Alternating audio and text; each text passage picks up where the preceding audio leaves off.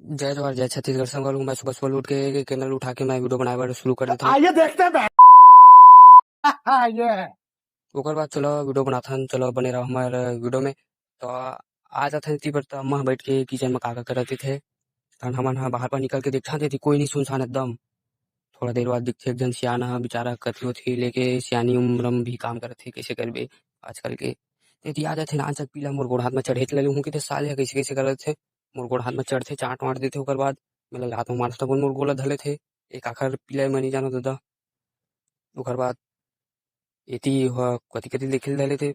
फिर मैं दौड़ हट जाते घर से। ओकर बाद फिर से भूखे लग जाते पूरा पढ़े लिखे छोड़ के कैसे करते है।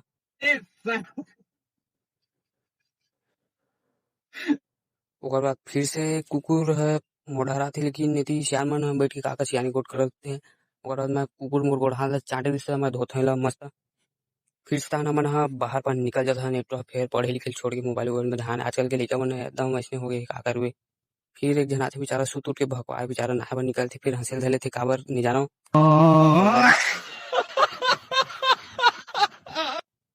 ओकर बाद इति गली देखथन त दीदी मन पानी वानी भरती थे। फिर गाड़ी में कौन कौन आथे फिर हमन ही भग हंस हंस के कैसे कैसे वीडियो बना देथन। तो कैसे करबे आजकल के यही हमारे मन के हरा। कोने तो झाँका थे काबर कैसे करत थे तो मन करके झाँक के देखा थे काबर